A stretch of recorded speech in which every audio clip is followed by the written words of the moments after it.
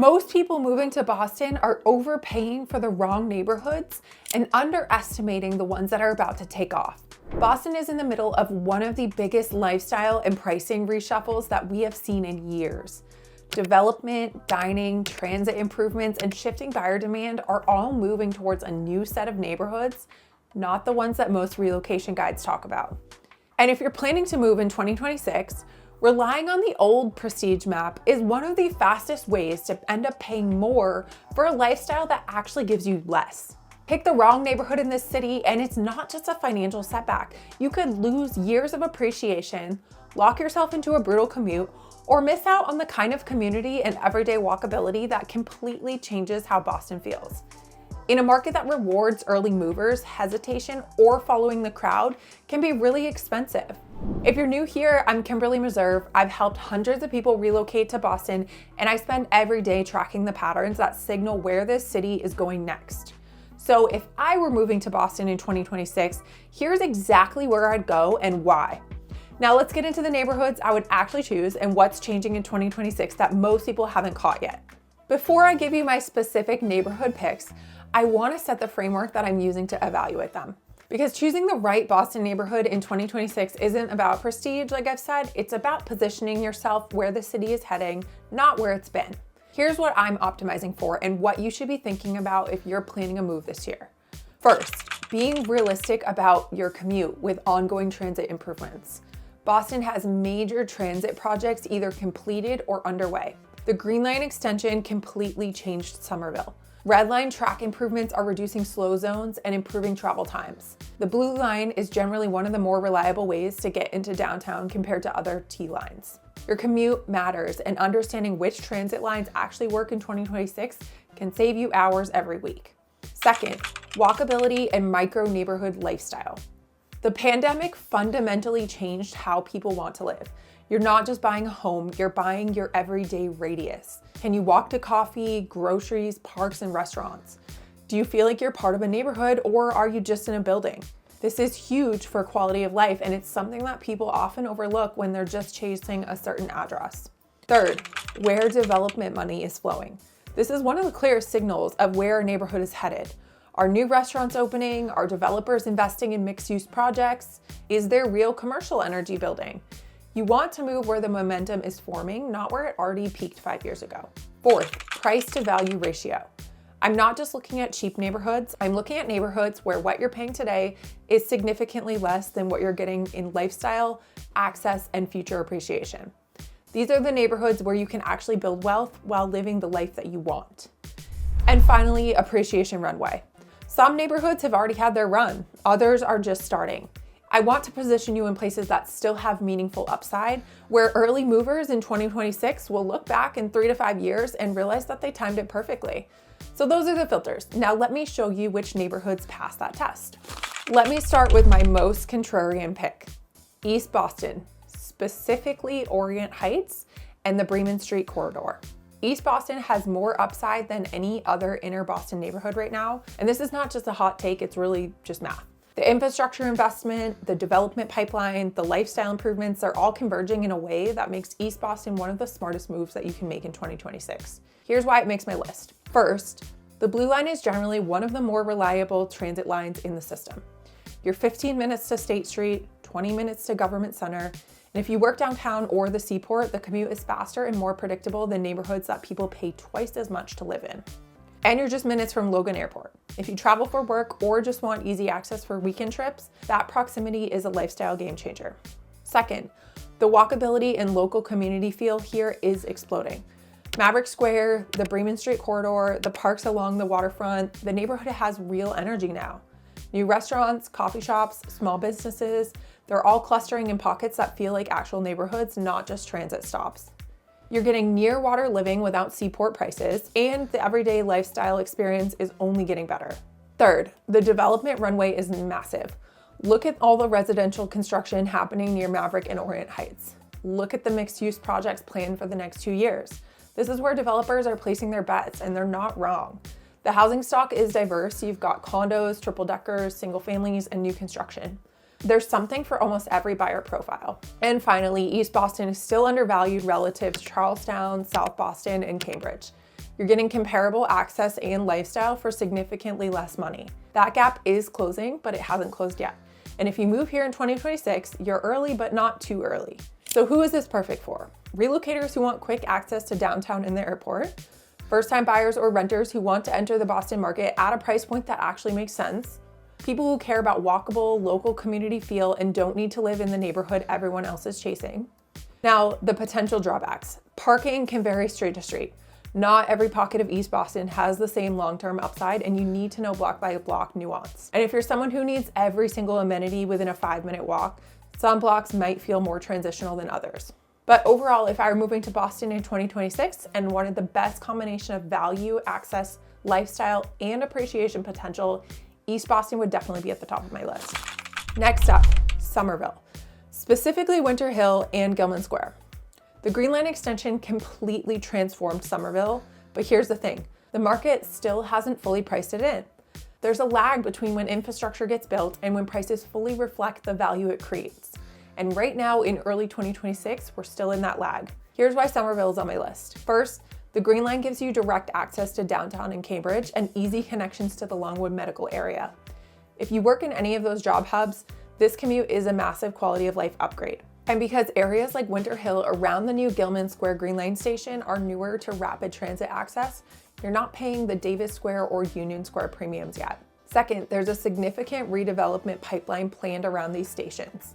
New housing and mixed-use projects are starting to cluster around the transit stops, and this is the early phase of what eventually becomes the next Davis Square.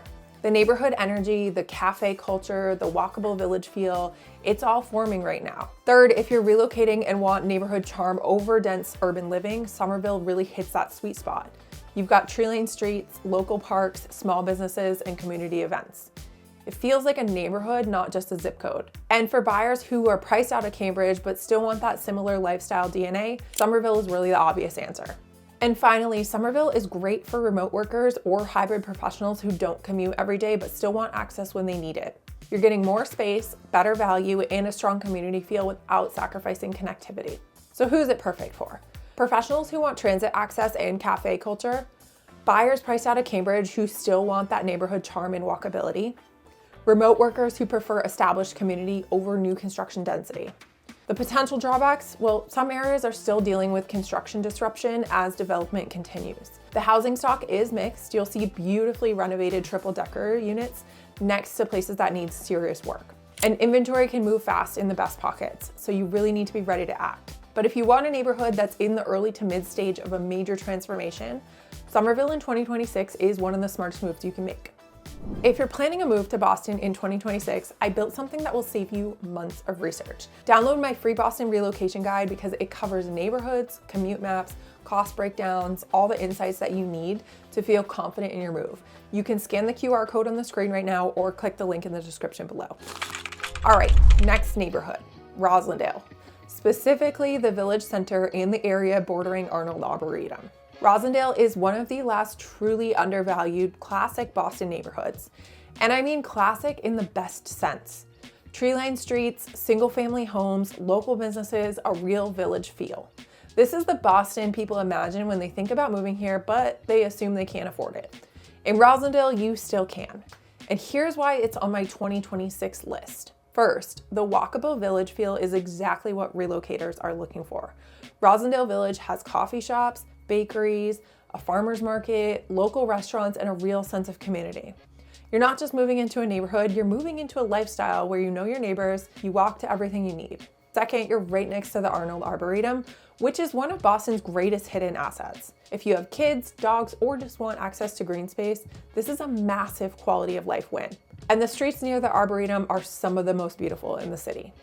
Third, between the commuter rail and the dedicated bus lines on Washington Street, Roslindale's transit access has seen targeted improvements, especially for riders heading into Forest Hills and downtown. And for people who work hybrid schedules or drive occasionally, the trade-off is worth it for the space and value that you're getting. Fourth, the appreciation potential here is huge. As West Roxbury and Jamaica Plain prices continue to climb, buyers are discovering Roslindale. And because the housing stock is primarily single families and two families, inventory stays really tight.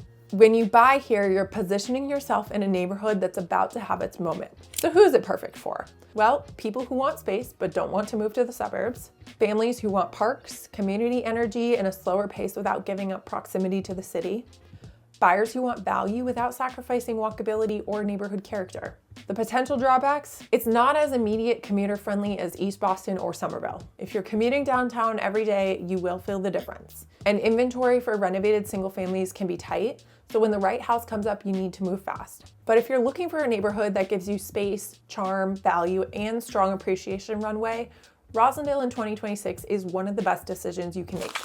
Now let's talk about Quincy, specifically Williston and Quincy Center. Quincy offers the best balance of space, access, and affordability for buyers under $1 million. And while technically Quincy isn't Boston, if you're relocating and care about commute, lifestyle, and value, Quincy absolutely deserves to be on your radar. And here's why it makes my list. First, the Red Line gives you reliable access to South Station, Downtown Crossing, and Cambridge. If you work in the Seaport, the Financial District, or Back Bay, this commute works. And compared to neighborhoods closer to downtown, you're getting significantly more space and value for the same transit access. Second, Quincy Center is in the middle of a major revitalization. New residential buildings, retail projects, restaurants, and streetscape improvements are all happening right now. This is still early. The transformation is visible, but it hasn't fully played out yet. That means that you're buying into momentum, not paying for a finished project. Third, the dining scene and retail options in Quincy are improving really fast. You've got Asian supermarkets, bakeries, and restaurants that bring a level of variety and quality that you won't find in a lot of Boston neighborhoods. And Williston Beach gives you waterfront access without Seaport or South Boston pricing. And finally, Quincy has great condo and multifamily options for relocators who want to own but aren't ready for Cambridge or Brookline prices. You're getting legitimate value here without giving up access to the city. So who is Quincy perfect for? People working in the Seaport, South Station, or Back Bay who want a reasonable commute without downtown pricing. Young families who want affordability and access to parks and schools. Renters who are ready to buy but not ready to stretch into Boston's higher priced neighborhoods. The potential drawbacks: well, Quincy is inconsistent block to block. Some areas feel very connected and walkable, others feel more car dependent and cottage style. And if you want true walk everywhere urban living, Quincy only delivers that in specific pockets. But if you're optimizing for space, value, and commute access in 2026, Quincy is one of the smartest plays in Greater Boston. And finally, my fifth pick, Brookline, specifically Brookline Village and Washington Square. This is my elevated strategic quality of life pick. Brookline isn't a contrarian choice, it's a proven choice. And if you're relocating to Boston and you want the highest floor for long-term value, lifestyle stability, and daily convenience, Brookline is really hard to beat. Here's why it's on my list. First, Brookline is one of the most walkable neighborhoods in Greater Boston. You have access to the Green Line, multiple bus routes, grocery stores, parks, playgrounds, cafes, and restaurants all within a few blocks. Your daily life just works here, and that convenience compounds over time. Second, if you work in the Longwood medical area, Brookline gives you the best access of any neighborhood in this price range. You can walk or bike to work, which is a massive lifestyle upgrade that most relocators don't fully appreciate until they're doing it every single day. Third, Brookline has A+ schools and a stable family-friendly community. If you're relocating with kids or planning to start a family, it really gives you that peace of mind. You're not speculating on what the neighborhood will become, you're buying into what it already is. Fourth, long-term appreciation here has historically been steady. Brookline doesn't spike like emerging neighborhoods, and its values have generally been more stable through market cycles. So who is this perfect for? Professionals in biotech and healthcare, specifically anyone working in the Longwood area, relocators who want top-tier schools and an urban-suburban blend, buyers prioritizing lifestyle stability and convenience over speculative appreciation. The potential drawbacks? Well, the price point is higher. You're paying for quality, location, and lifestyle. And the inventory competition can be intense, especially for single families and well-maintained condos. When a good property comes up, it moves really fast. And if you're moving to Boston in 2026 and you want a long-term, stable, high quality of life win, Brookline is one of the best neighborhoods you can choose. If you want instant appreciation runway and you're comfortable being early, go with East Boston. If you want urban character, cafe culture, and transit access, go with Somerville. If you want space, charm, and value without moving to the suburbs, go with Roslindale. If you want affordability and access under $1 million, go with Quincy. And if you want a long-term, stable lifestyle with the highest floor, go to Brookline. Each of these neighborhoods is positioned well for 2026. The question isn't which is best, it's which one fits how you want to live.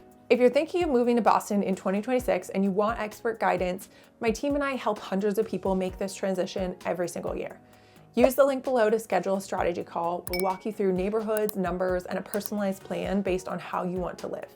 And if you want to understand what's really happening in the market right now, watch this video next. My thoughts on the Boston market just shifted in 2026. I'll see you there.